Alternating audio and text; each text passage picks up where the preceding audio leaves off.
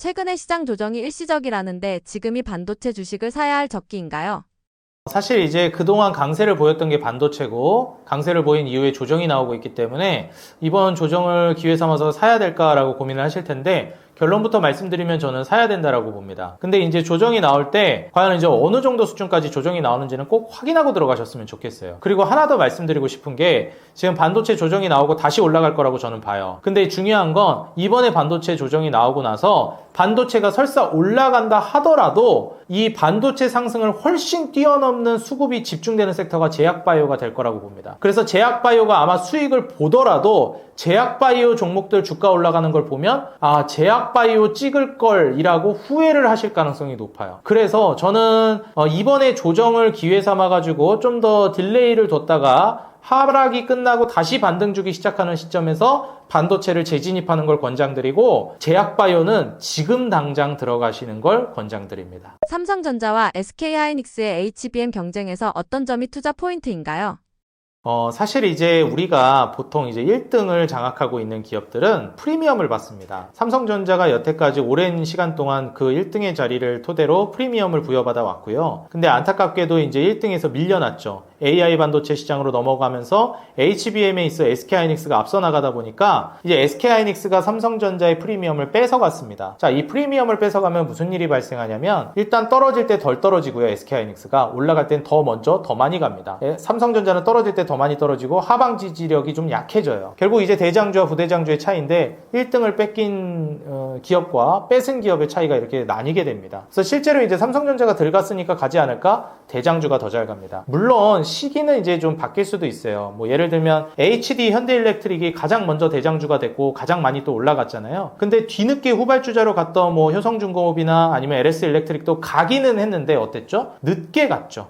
그리고 주인공이 되는 시기도 있었지만 늦게 주인공이 됐죠. 그렇다라고 해서 HD 현대일렉트릭이 걔네가 주인공이 될 때 안 간 것도 아니고요. 그래서 사실 SK하이닉스가 앞으로도 저는 계속 다시 1등을 뺏기지 않는 한 프리미엄을 뺏어가서 좋은 결과를 낼 거라고 보고 있고 더 강력한 상승을 보여줄 거라고 생각하고 있어요. 근데 중요한 건 여기까지는 이제 그렇다 치는데 그럼 과연 이제 삼성전자는 그냥 지켜만 보고 있을 것이냐? 그렇지는 않다고 봅니다. 삼성전자 역시도 이제 올라갈 가능성이 높고 그리고 SK하이닉스가 여태까지 주인공 역할을 오래 했기 때문에 이제 상승률 측면에서는 삼성전자가 더 뛰어난 시기가 이제 곧 올 거라고 봐요. 왜냐하면 후발주자긴 하지만 결국 삼성전자도 따라가고 있는 입장이거든요. 그리고 무엇보다 최근에 메모리 반도체, 메모리 칩 관련해서 가격이 한 60%를 가격을 인상하는 이런 얘기까지 나오고 있습니다. 결국에는 우리가 처음에야 GPU부터 얘기해가지고 반도체 사이클이 돈다고 얘기하지만 데이터 센터라든지 이런 것들을 이제 확충한다라고 하면 메모리칩, 메모리 반도체 쪽도 분명히 필요하거든요. 앞에서 기차가 끌고 가면 얘네도 다 필요한 부속품들이에요. 필요가 없지가 않습니다. 그렇기 때문에 지금 삼성전자 같은 경우에도 수요가 AI 산업이 커지면 안 오는 게 아니라는 거예요. 먼저 수요가 발생하는 쪽이 있을 뿐 나중에 수요가 발생하는 것일 뿐 수요가 발생을 안 하는 게 아니라는 거예요. 그래서 이번에 이제 메모리 쪽으로 또다시 한번 또 주목도가 높아지면서 GPU라든지 이 앞쪽에서 먼저 이제 주목을 받으면서 올라갔다가 이제 뒤늦게 DDR5 기반으로 해서도 그렇고 메모리 관련해서 메모리 칩 기반으로 해서도 지금 삼성전자가 또 주목을 많이 받고 있습니다. 그래서 이 구조로 넘어가게 되면 삼성전자의 이제 마진율이라든지 사업 구조 자체도 이제 괜찮아질 걸로 보여져서 이제 좀 긴 흐름으로 보게 되면 삼성전자가 주인공이 되는 시기도 좀 나올 수 있겠다 기대를 해보고 있는 시점이에요. 그래서 만약에 내가 이제 매매를 진행한다라고 하면 지금 요 두 개 기업들을 기반으로 한 경쟁 우위 전략은 계속해서 좀 살펴보는 게 좋겠고 특히나 삼성전자 같은 경우에는 테슬라와의 협업이 기대가 되고 있는 아주 중요한 포인트가 있습니다. 테슬라와의 협업, 그 다음에 오픈 AI나 그 다음에 AMD와 이제 삼각동맹 구도가 또 새롭게 이제 시장의 판을 흔들 수 있기 때문에 이 지점까지 한번 살펴보시면서 진행을 해보면 좋을 것 같습니다. 외국인 수급이 대형주로 쏠리는 현상이 언제까지 지속될까요? 외국인 수급이 이제 대형주로 계속해서 쏠리는 거는 당분간은 지속될 거라고 봅니다. 여태까지 AI 쪽으로 워낙에 집중이 됐는데 제약바이오로 넘어간다라고 해서 제약바이오도 막 중소형주만 가고 이러진 않을 것 같아요. 특히 특히 한국 증시 같은 경우에는 우리가 맨 처음에야 뭐 우량주, 반도체 이런 쪽으로 수급이 집중되다가 코스피 이런 쪽으로 집중되다가 뭐 코스닥, 제약바이오 아니면 중소형주 이런 쪽으로 낙수 효과가 떨어져요. 근데 아직 그 정도 단계라고 보긴 좀 어려울 것 같고, 제약바이오를 공략한다고 해도 저는 중소형주 보기보다는 우량주 위주, 실적 성장주 위주로 저는 공략하는 걸 권장드리고 싶습니다. 왜냐면 시장이 좀 불안하기도 하고, 특히 한국 시장은 미국 시장보다 더 불안해요. 그렇기 때문에 아무래도 좀 무게감이 있는 종목 위주로 제약바이오를 공략하는 게 좋은데, 특히나 또 제약바이오에서 저는 우량주를 봤으면 하는 포인트가 뭐가 있냐면, 제약바이오라는 그 섹터 자체만으로도 성격이 좀 고위험 상품군에 속합니다. 그렇기 때문에 뭐 반도체보다는요, 혁신업종에 속하다 보니까 이러한 포인트를 생각해 보면, 비교적 그 섹터를 투자한다라고 하면 그 안에서 종목을 선정할 때는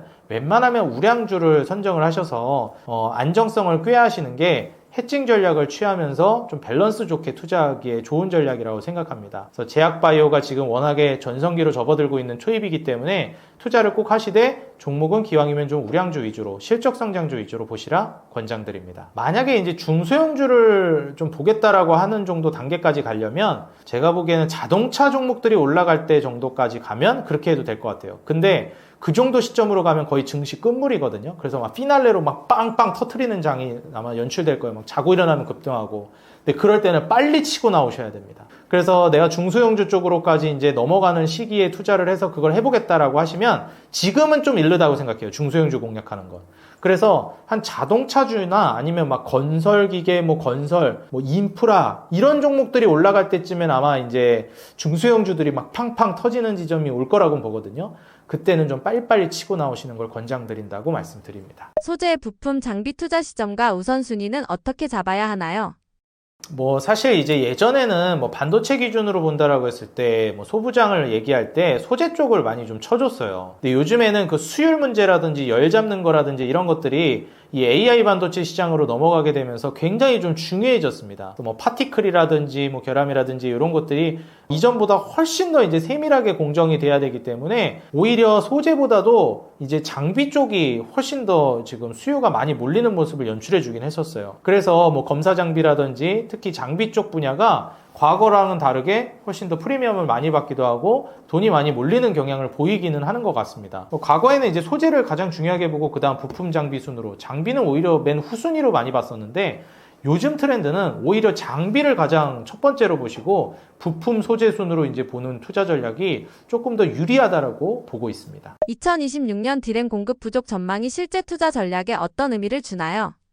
뭐 사실 이제 D램 공급 부족은 지금 미국에서 그 엔비디아 GPU 부족하다라는 거랑 크게 다르지 않다고 봅니다. 지금 데이터 센터라든지 그 다음에 AI 인프라를 막대하게 확장하고 있는 단계에서 반도체는 그냥 죄다 뭐 처음부터 끝까지 쇼티지가 날 수밖에 없다고 봐요. 그래서 지금 메모리뿐만 아니라 뭐 HBM 뭐 그 DDR5부터 해서 뭐 HBM 뭐 그 다음에 엔비디아 GPU가 가장 중요해서 이거부터 지금 먼저 빨리 많이 확보해야 된다 하는 거지만 뒤에서 어차피 다 필요합니다. 뭐 메모리칩 DDR5 다 필요하기 때문에 이거 쇼티지 나는 거는 그냥 얘부터 쇼티지가 나는 것 뿐이지, 그리고 더 많이 쇼티지가 나는 것 뿐이지 뒤에도 순차적으로 다 쇼티지가 난다. 그래서 말씀드렸던 게 삼성전자도 결국에는 간다. 좀 늦게 간다 뿐이죠. 그래서 전성기가 오는 지점이 좀 뒤로 밀린다 뿐이지 가기는 할 것이다라는 거를 저는 좀 염두에 두셨으면 좋겠고, 그리고 이렇게 이제 한번 사이클이 돌게 되면은 나중에 이제 그 반도체 종목들이 한 번 더 치고 가는 흐름이 나올 거예요. 제약바이오 가면서. 근데 물론 뭐 제약바이오 상승률에 좀 묻히기는 하겠죠. 근데 과연 여기서 끝날 것이냐라고 물어보면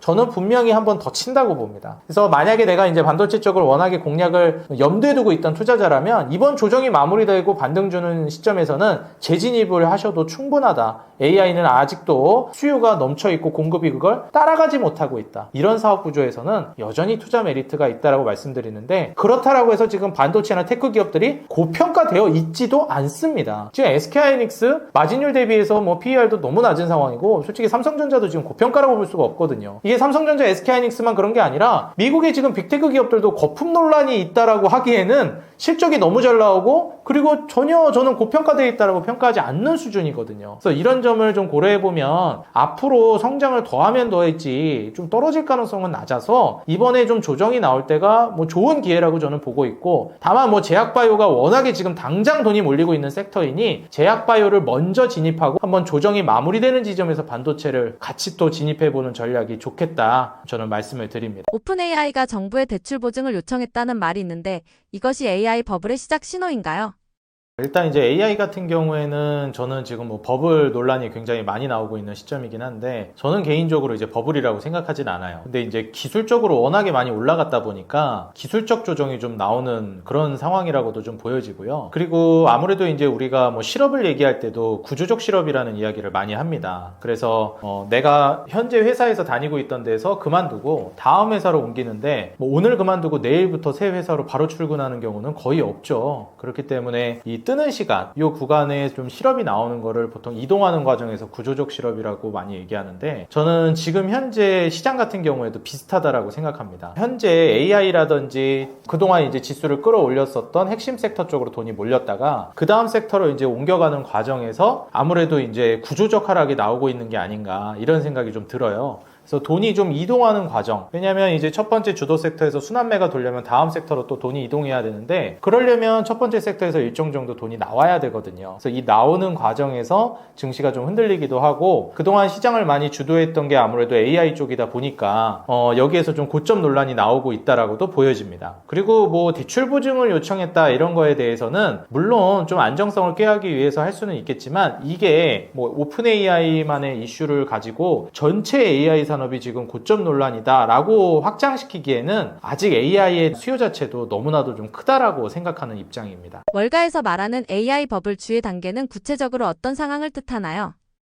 일단 월가 쪽에서 얘기하는 이 AI 버블주의 단계라고 할 만한 거는, 기본적으로 지금 수요가 그러면은 너무 과하게 미리 선반영된 거 아니냐, 이걸 이제 우려하고 있는 것 같아요. 사실 지금 월가도 그렇고 미국에서도 그렇고 전 세계적으로 이야기하는 건 AI가 초입이라는 거에 대해서 부정을 하는 그런 입장은 거의 없어요. 뭐 사실 지금 인프라가 확정되고 있는 것도 제대로 마무리가 안 됐기 때문에 앞으로 충분히 이제 AI 사이클 자체는 더 올라갈 것이다, 이런 얘기를 하는 건데, 이게 지금 시장에서는 해석이 좀 갈리는 것 같습니다. 과하게 해석하는 투자자들은 AI가 그냥 뭐 끝장났다, 이런 이제 극단적인 얘기들을 하는 경우도 있는데, 그거는 뭐 우리 시청자 여러분들도 잘 아시겠지만 너무 극단적이에요. 보통 이제 AI가 지금 완전 초기 단계라고 평가받고 있는데, 앞으로 AI가 이만큼이나 파급 효과가 있고 확장할 것 같으니 주가에 좀 선반영됐다? 이 정도는 우리가 뭐 충분히 이해할 수 있는 범주인데, 이제 AI라는 사이클 자체가 끝나버렸다, 이렇게 평가하기에는 AI를 지금 시작도 안 했다라고 볼 수 있습니다. 뭐 왜냐하면 지금 AI 관련된 인프라를 또 제대로 갖추지 못한 단계에서 AI가 지금 고점이라고 논하기에는 스타트도 지금 끊지를 못했어요. 그래서 이러한 지점들을 좀 생각해 보셨을 때는 우리가 보통 1차적으로 좀 파동이 나오고 조정이 나온 다음에 뭐 2파, 3파 이렇게 좀 나오는 경우가 있는데, AI 같은 경우에는 이제 겨우 한 1파 정도 마무리하고 조정을 보여주는 좀 그런 정도 단계라고 보여집니다. 근데 이제 이번 조정이 그냥 우르르 무너진다라고 생각해서 대피한다라는 개념보다는, 그간 이제 AI 관련주들이 너무 많이 올라가서 못 잡았던 분들이 매수할 수 있을 만한 눌림목으로서 삼아보는 게 저는 훨씬 더 유리하지 않을까 생각하고, 물론 지금 과정에서 저는 AI를 투자를 신규로 진입하는 건 다소 좀 권장드리는 편은 아니에요. 그렇지만 지금 11월 달 들어서면서 증시 조정이 나오고 있는데, 이 AI 관련된 하락으로 인한 매도세가 좀 마무리되고 재차 반등 주는 구간이 분명히 나올 거라고 봅니다. 그 구간에서는 저는 이제 신규 진입이라든지 재진입이라든지 이러한 것들도 충분히 좀 고려해 보시는 걸 권장드리고 싶어요. 빅테크들이 AI에 너무 많은 돈을 쓰고 있다는데 감당이 안 될 정도인가요?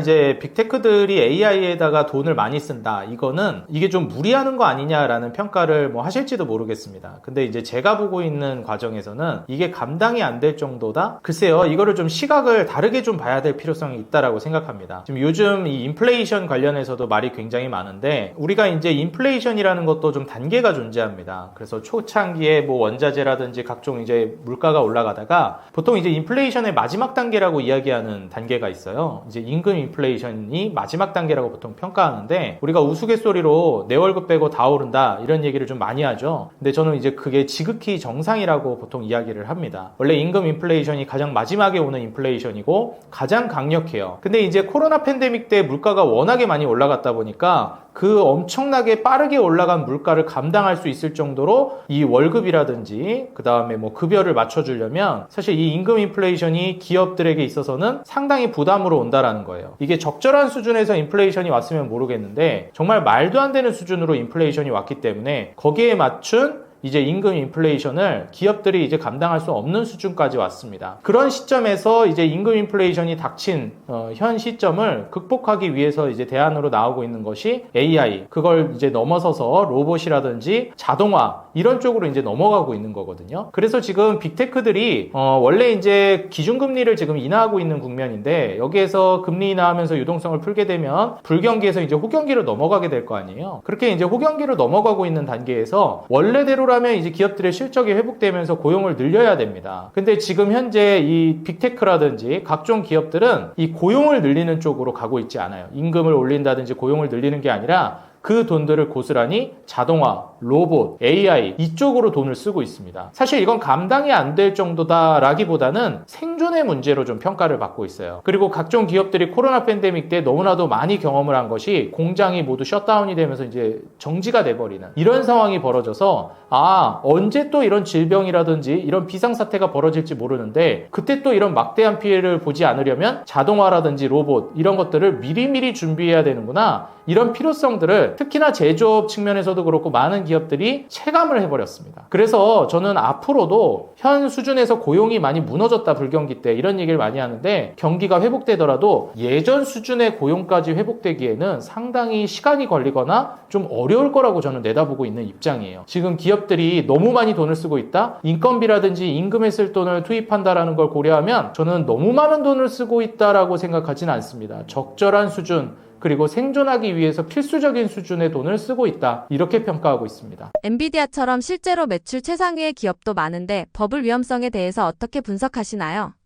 일단 엔비디아가 지금 현재 시점에서 이 국가 단위로도 전략 자산으로서 이제 GPU를 확보할 만큼 지금 엔비디아 기업의 위상이라든지 중요도 자체가 너무나도 많이 올라가 있는 상황이에요. 그렇기 때문에 지금 빅테크 기업들이 많이 얘기가 나오지만 가장 먼저 얘기가 나오는 건 엔비디아인데, 지금 오늘 촬영일 기준으로 얼마 안 돼서 이제 또 엔비디아가 실적 발표를 하게 됩니다. 엔비디아가 지금 만약에 실적이 만약에 이제 예상보다 잘 나온다, 그럼 또 이제 AI 고점 논란이 불식시켜지면서 또다시 이제 AI 쪽으로 수급이 들어올 수 있겠는데, 만약에 예상보다 실적이 잘 안 나온다, 그러면 역시 고점이었어 라고 하면서 물량이 좀 나올 수도 있어요. 근데 여기서 잊지 말아야 될 건 예상보다 실적이 잘 나왔든 예상보다 실적이 못 나왔든 아무리 이제 못 나왔다 하더라도 이전보다는 성장했다라는 겁니다. 그러니까 이 갭의 차이가, 나는 한 100만큼 성장할 줄 알았는데 80만큼 성장했네? 그럼 실망감에 빠질 수는 있어요. 근데 이게 성장을 안 한 걸까요? 성장한 거거든요. 그렇기 때문에 기대치를 이제 너무 높게 잡았다, 뭐 이런 거는 문제가 될 수 있을지 몰라도 기업의 성장이 멈췄다, 이제 고점이다, 앞으로 더 성장을 못할 것이다, 이런 평가를 하기에는 아직 한참 멀었다라는 겁니다. 우리가 예를 들어서 기업이 이렇게 성장하고 있는데 너무 앞서 나가서 이제 주가를 반영하게 되면 중간중간에 키 맞추기를 하면서 떨어지는 과정은 있겠지만 이 성장이 멈추지 않았다라고 하면 과연 이제 AI가 좀 고점 논란이라고 할 수 있을까, 저는 이렇게 보여집니다. 특히나 이제 엔비디아 같은 경우에는 가격이 천문학적으로 올라가고 있는데 수요를 공급이 따라가지 못하고 있는 단계예요. 우리가 뭐 이제 수요 공급 법칙 많이 이제 경제학에서 얘기하죠. 아주 처음에 배우는데, 가격이 올라가기 위해서 저는 가장 긍정적인 게 공급 쇼티지가 오는 것보다 수요가 증가해서 공급이 따라가지 못하는 단계를 긍정적으로 봅니다. 왜냐하면 공급이라는 것은 정말 충격으로 오는 거기 때문에 급작스럽게 올라간다든지 우리가 대응하기 어려운 포인트들이 많은데, 수요가 물밀듯이 이제 늘어나면서 공급이 따라가지 못하는 건 충분히 어느 정도 예측이 되면서 성장을 기반으로 올라가거든요. 그래서 이런 점들을 좀 고려해 본다라고 했을 때는 지금 엔비디아를 중심으로 한 향후 이제 AI 성장성은 아직 멈추지 않았다라고 보여지고 있고, 지금 현재 이 매출 최상위 기업들이 고점 논란을 받을 정도로 주가가 과하게 올라가지도 않았습니다. 이익을 내고 있는 거라든지 그 다음에 따놓은 수주라든지 가격 같은 경우에도 서로 못 가져가서 지금 난리거든요. 우리가 이제 이번에 엔비디아가 깐부회동이라고 해서 한국에 방문했을 때 한국에 한 26만 장 정도 GPU를 이제 약속을 했는데,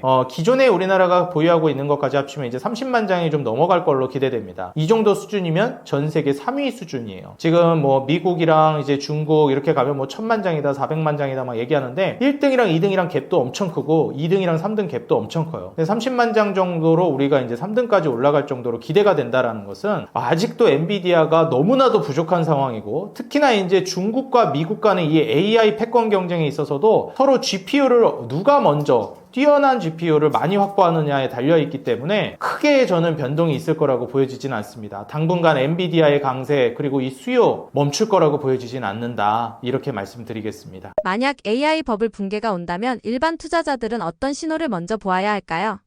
만약에 이제 AI 버블 붕괴가 온다라고 하면 가장 먼저 봐야 되는 신호는 역시 이제 지수라든지 대장주라고 볼 수 있을 것 같아요. 뭐 나스닥이라든지 그다음 나스닥 종합이라든지 필라델피아 반도체 지수가 이제 무너진다든지, 그리고 이제 빅테크 기업들 특히 이제 엔비디아가 흔들린다라고 하면 그때부터는 어느 정도 이제 우리가 AI 쪽에서 단기간에 이제 충격이 올 가능성이 있다라고 준비를 해야 될 것 같아요. 근데 이 앞서서도 말씀드렸지만 충격이라는 것이 완전히 끝나는 충격이 아니라 우리가 계속 우상향을 해나가는 데 있어서 올라가기만 하진 않죠. 올랐다 떨어졌다 하면서 우상향을 하게 되는데, 이 올랐다가 떨어지는 요 정도 구간 정도라고 생각하시면 될 것 같아요. 만약에 이게 뭐 지수까지 뭐 크게 영향을 받아가지고 과하게 무너진다라고 하면 오히려 그거는 빅찬스라고 저는 생각을 합니다. 뭐 일례로 이제 코로나 팬데믹 때 2차전지 종목들이 정말 잘 가고 있었는데, 코로나 팬데믹이라는 정말 돌발악재가 터지면서 모조리 뭐 증시도 그렇고 2차전지도 그렇고 대부분의 종목들이 무너져 버렸는데, 그 이후에 어떻게 됐나요? 2차전지는 결국 말도 안 되는 슈팅이 나왔습니다. 그래서 뭐 혹시라도 돌발악재, 뭐 증시가 무너지면서 크게, 워낙에 여태까지 이제 대장주 역할을 했기 때문에 무너질 때도 크게 무너질 수도 있는데, 그런 악재가 터지면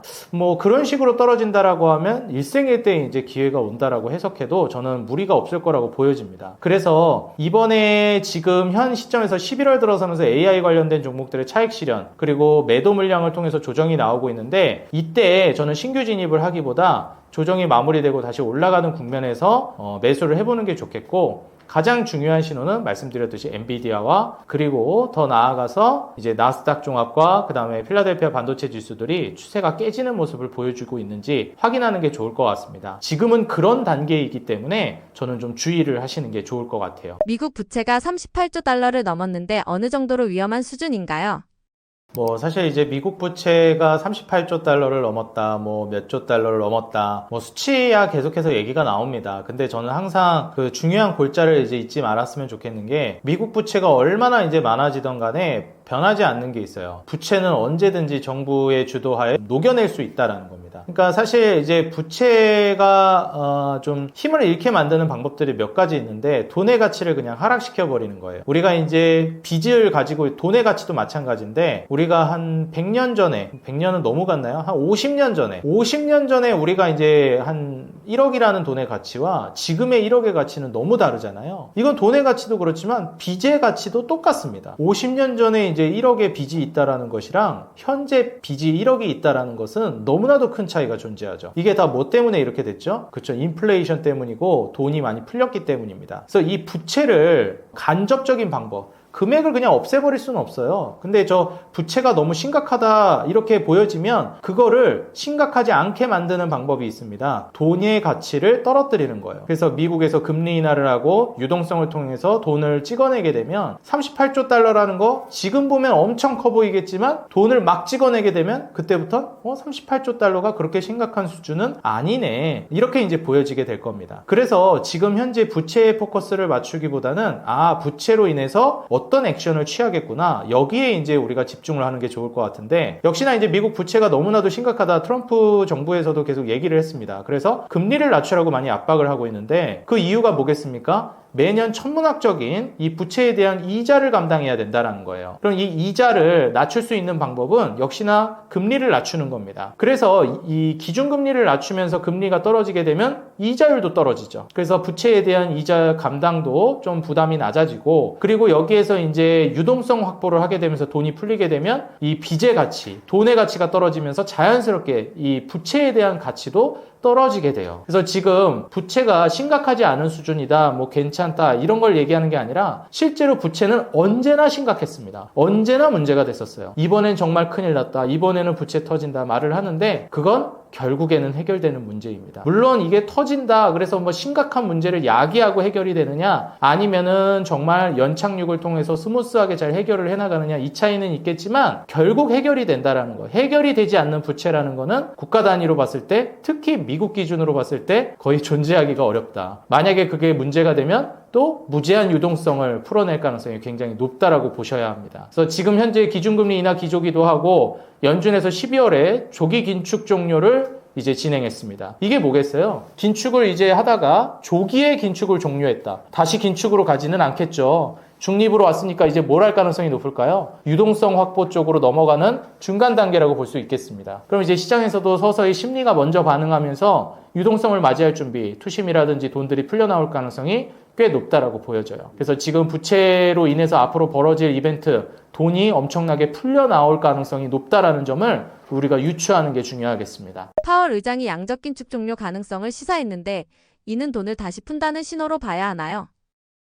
일단 이제 파월 의장 같은 경우에 이번에 양적 긴축 종료 가능성을 시사했는데 돈을 이제 다시 푼다는 신호로 봐야 될까, 이런 의견들이 있습니다. 근데 제가 보기에는 돈을 다시 푼다는 신호로 봐도 크게 무리는 없다라고 보여져요. 왜냐하면 이제 앞으로 돈을 다시 풀게 된다라고 하면 그 전 단계가 이제 필요하죠. 그럼 쪼이고 있는 걸 멈춰야 되거든요. 그렇기 때문에 기존에 진행하고 있었던 긴축을 조기에 종료시키고 그 다음에 이제 돈을 풀기 위한 준비 과정이라고 좀 볼 수 있겠습니다.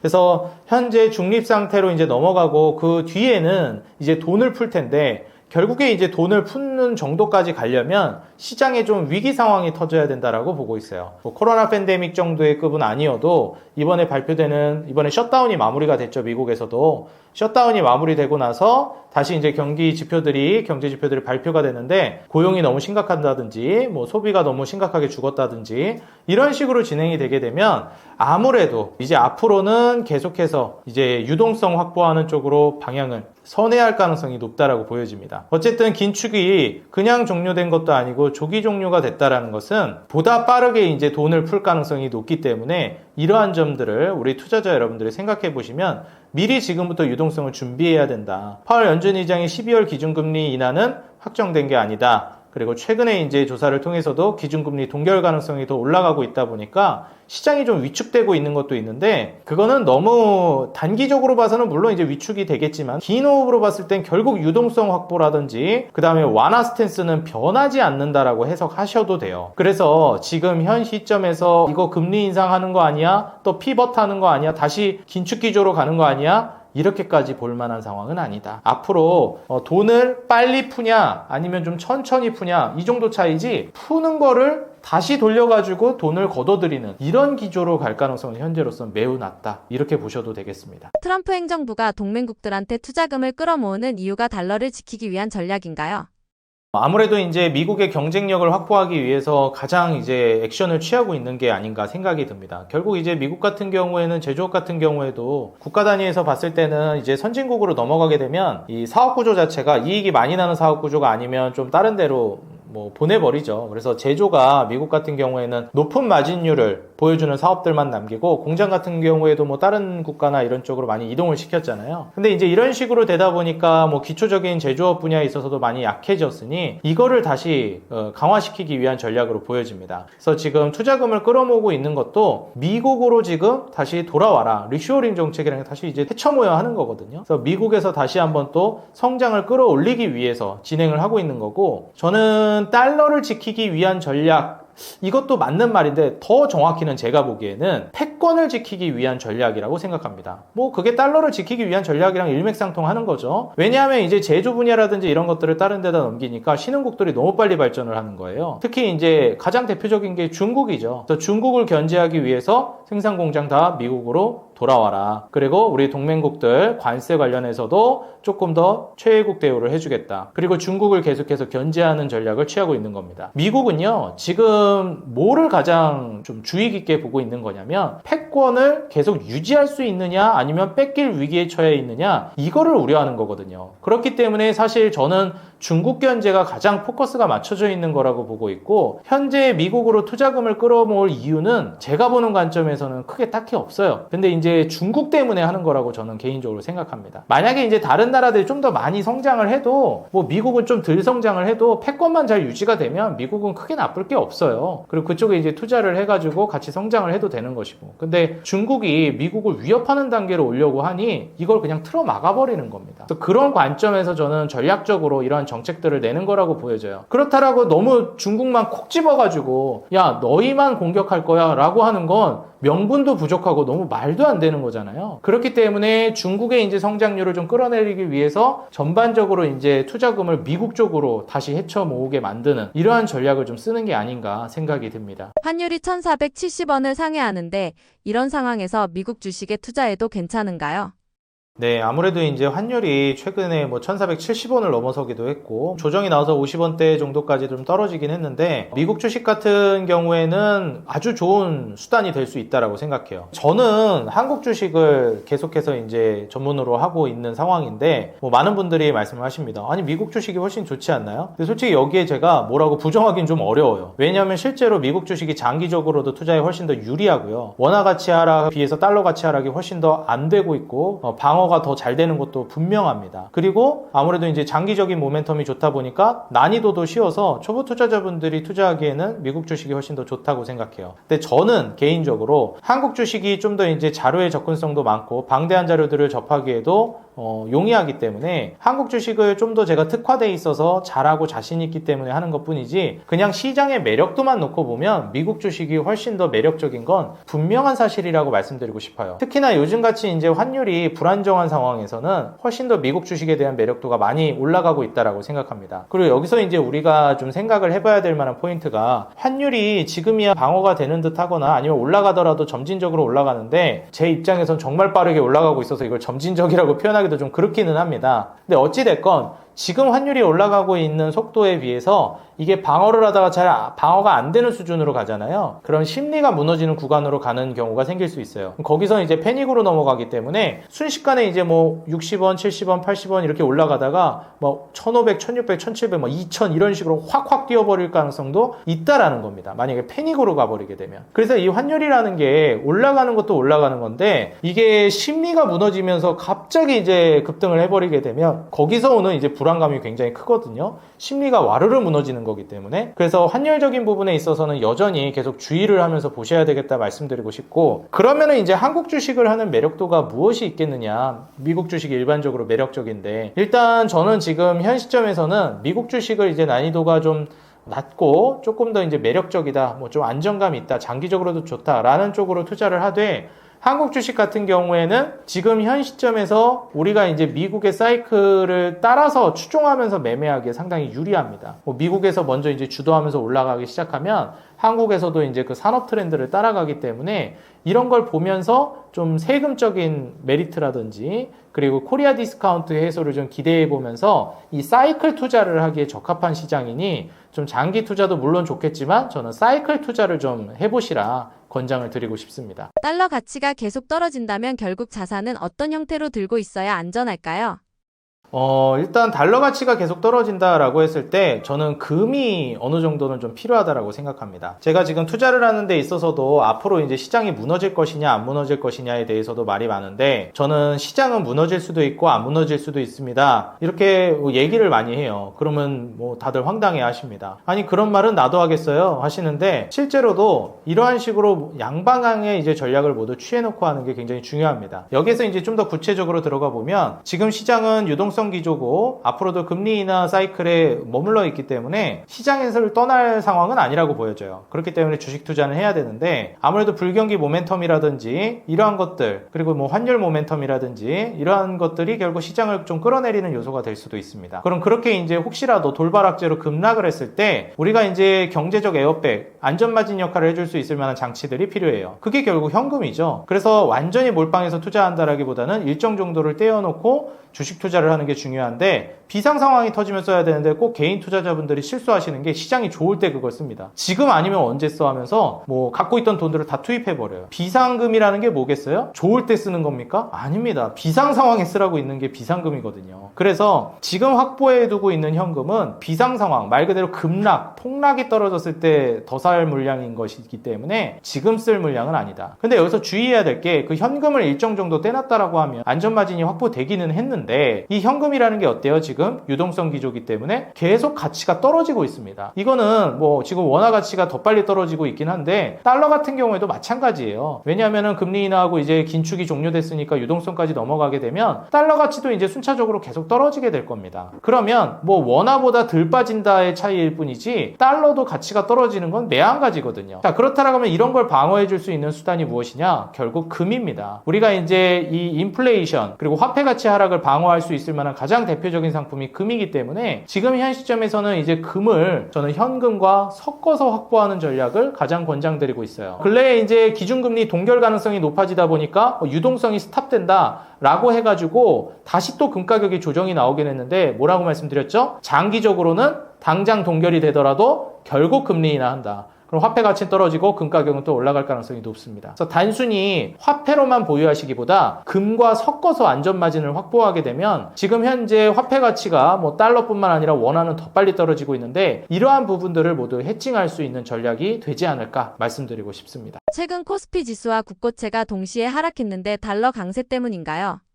아무래도 이제 한국 증시 하락은 저는 달러 강세 때문만으로 좀 보기엔 어렵다고 보여집니다. 일단 제일 중요한 게 지금 전 세계 시장의 좀 주인공을 역할을 하기도 했고 그 다음에 패권을 장악했던 게 이제 AI 섹터인데 미국을 중심으로 붙어도 벌써 이제 AI 고점 논란이 불거지면서 조정이 나왔거든요. 그래서 한국도 따라서 영향을 받았다라고 보여집니다. 지금 현재 뭐 달러 강세 물론 영향이 있고 그러겠지만 과연 지금을 달러 강세 국면이라고 보는 게 맞는가? 좀 여기에는 의문점이 있습니다. 왜냐하면 금리 인하가 계속 진행되고 있는 단계고 앞으로도 계속해서 이제 조기 긴축 종료되고 완화를 하게 될 텐데 달러가 뭐 상대적으로 강하다라고 하면 그건 맞겠지만 과연 이제 달러가 강하냐라고 물어보면 그렇다라고 보여지진 않아요. 화폐 자체가 이제 계속해서 약세로 갈 가능성이 높은 시장이기 때문에 현재도 그렇고 앞으로도 그럴 거거든요. 금리 인하하고 유동성이 펼쳐지니까. 그래서 달러 강세로 인해서 한국 증시가 영향을 받았다기보단 그동안 이제 AI 시장 그리고 우량주, 빅테크 이런 쪽으로만 집중되어 있었던 종목들 섹터군이 조정이 나오면서 매도세가 미국에서부터 나오니 한국도 그걸 추종하면서 따라가다가 같이 조정이 나오면서 시장이 동반 하락을 하고 있는 정도라고 보고 있습니다. 그래서 지금 앞으로도 달러가 좀 셀 가능성은 좀 낮다. 그리고 투자 시장이라든지 주식 시장은 앞으로도 계속 좋을 가능성이 높기 때문에 달러 강세가 이제 이어진다, 뭐 약세가 이어진다 이런 관점으로 보지 마시고 그냥 전부 다 약세로 간다. 근데 한국이 좀 더 많이 약세로 간다. 경쟁력을 좀 더 많이 잃기는 한다. 이 정도 수준으로 이해하면 좋을 것 같습니다. 달러 강세가 투자자들에게는 왜 위험 신호로 작용하나요?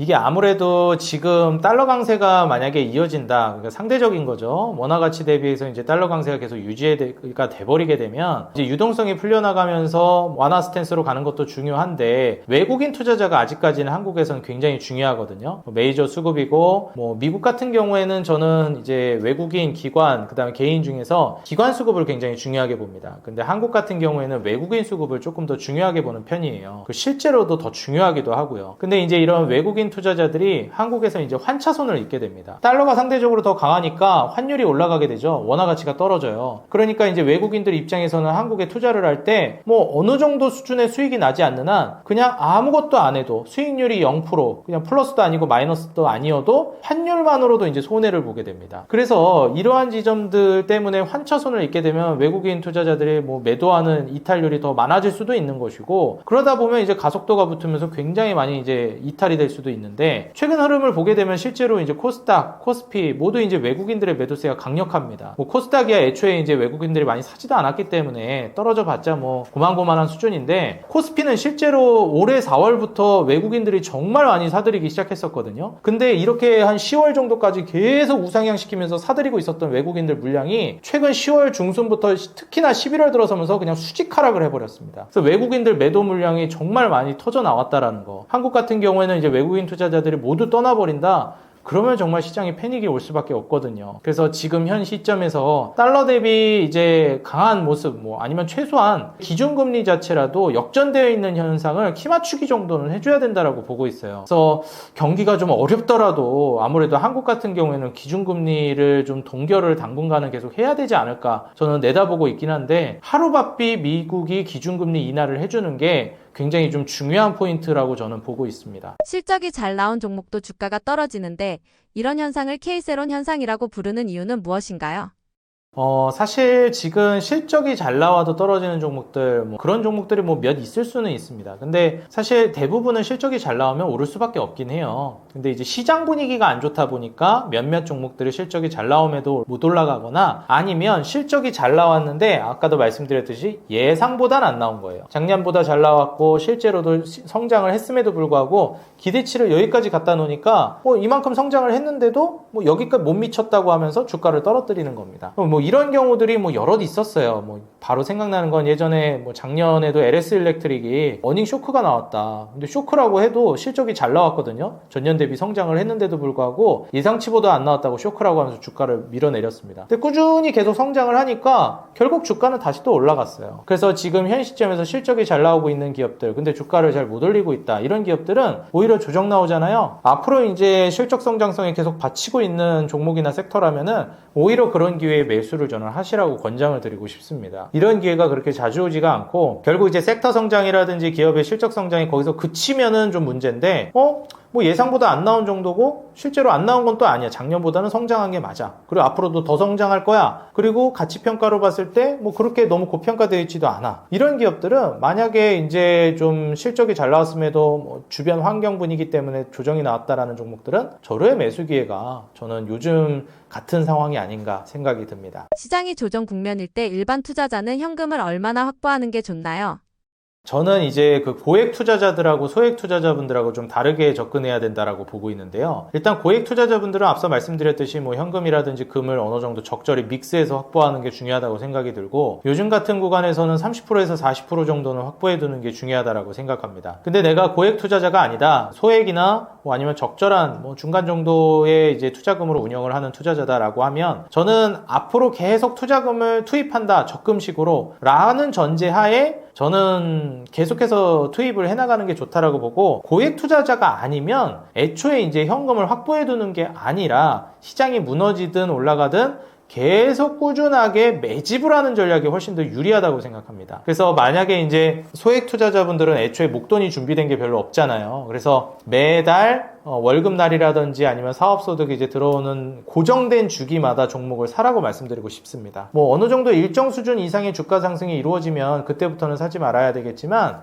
그게 아니다, 뭐 아직 안 가고 있다, 혹은 떨어진다 라고 하면은 매집 형식으로 투자를 하는 게 훨씬 낫다고 봐요. 이런 분들은 솔직히 뭐 현금이나 금을 확보할 필요가 없다고 생각합니다. 매달 정해진 돈으로 계속 매집을 하는 거니까 굳이 뭐 안전마진을 확보할 필요가 있을까? 미래에 이제 들어올 돈이 안전마진인 거예요. 매집하는 투자자들에게는. 근데 이제 이미 목돈이 갖춰져 있는 분들은 이걸 투입한다 해도 티가 잘 안 나고 목돈이라든지 고액을 운영하는 거에 있어서는 물론 수익률도 중요하지만 안정성이 먼저거든요. 그래서 미리 가지고 있는 투자금에서 떼놔가지고 금과 현금을 확보해 놓는 전략이 중요하겠습니다. 조정 후 화장품, 유통 같은 새로운 섹터가 주도할 가능성이 있나요? 이제 화장품이라든지 아니면은 뭐 엔터라든지 지금 수출 쪽에서 그나마 또 선방을 하고 있는 섹터들이 몇 있습니다. 저는 앞서서도 계속해서 이제 이야기를 쭉 해왔지만 요즘같이 환율이 좀 불안정한 상황, 한국 증시가 좀 위태로운 상황, 거기에다가 이제 뭐 미국 증시도 조정이 나오고 있죠. 이런 상황에서 특히나 더 이제 강조해서 봐야 되는 게 원래도 중요했는데 더 중요해진 게 수출 기업들입니다. 그래서 저는 요즘같이 환율이 불안할 때 그리고 원래도 한국 주식을 할 때는 뭐라고 말씀드렸어요? 말씀드리냐면 첫째도 수출, 둘째도 수출, 셋째도 수출입니다. 이제 우리나라는 뭐해 먹고 사는 나라다 이런 거 많이 들어보셨죠? 뭘로 먹고 사는 나라예요? 우리나라는 수출로 먹고 사는 나라입니다. 이 말을 안 들어보신 한국분은 없을 거라고 생각이 들어요. 뭐 나라가 자원이 있는 것도 아니야. 뭐 정말 노동력이나 아니면 진짜 뭐 지적 재산 이런 거 가지고 성장한 나라 아니겠습니까? 그래서 수출 아니면 한국 같은 경우에는 정말 국가 경쟁력이 뭐 답이 없는 수준이에요. 정말 힘듭니다. 그렇기 때문에 한국 같은 경우에는 원래도 수출이 중요한데 요즘같이 환율이 불안정할 때는 더 중요합니다. 특히나 이제 여기서 핵심적인 건 그냥 수출이 아니라 첫째도 미국 수출, 둘째도 미국 수출, 셋째도 미국 수출입니다. 그래서 지금 수출로 강세를 보여주고 있는 섹터들이 몇 있죠. 뭐 조선도 그걸로 많이 움직였고 방산이나 원전도 마찬가지고 그리고 AI라든지 뭐 여기에 이제 파생되어 있는 원전 섹터, 전력 인프라 모두 수출로 강세를 보여주기 때문입니다. 그리고 반도체나 자동차 같은 경우에도 마찬가지고요. 근데 이제 새롭게 부상한 게 있죠. 예전에는 2014년도, 15년도 이럴 때만 하더라도 화장품이 정말 뭐 뷰티, 화장품, 코스메틱 이쪽이 정말 전성기였는데 그 이유가 이제 중국발 모멘텀이 셌기 때문이죠. 근데 이제 한알령이라든지 뭐라든지 이런 것들 때문에 그 수출로 강세를 보였던 뭐 뷰티 관련된 종목들이 많이 좀 힘들어졌었습니다. 근데 이번에 뷰티 확장은 그 이전에 14년도, 15년도랑은 조금 달라요. 그때는 이제 중화권에 좀 의존을 많이 하고 있었는데 지금은 단순한 뭐 아시아라든지 중화권에 의존하고 있는 것이 아니라 전 세계 북미 시장이라든지 유럽 시장 그 다음에 여타 다른 세계 시장까지 모조리 확장이 되는 정말 과거의 뷰티 시장 확장과는 완전히 판이 달라졌다라고 보고 있습니다. 그래서 캐파 자체도 훨씬 커졌기 때문에 뷰티 시장은 지금 수출에 있어서도 훨씬 더 유리한 자리에 위치해 있다라고 보고 있어요. 만약에 내가 이제 투자를 전개해 나간다라고 하면 대장주 개념으로는 뷰티 종목들은 계속 좀 전개를 해 나가셔도 좋을 것 같다 말씀드립니다. 화장품 유통 외에 주목하고 계신 섹터도 있으신가요?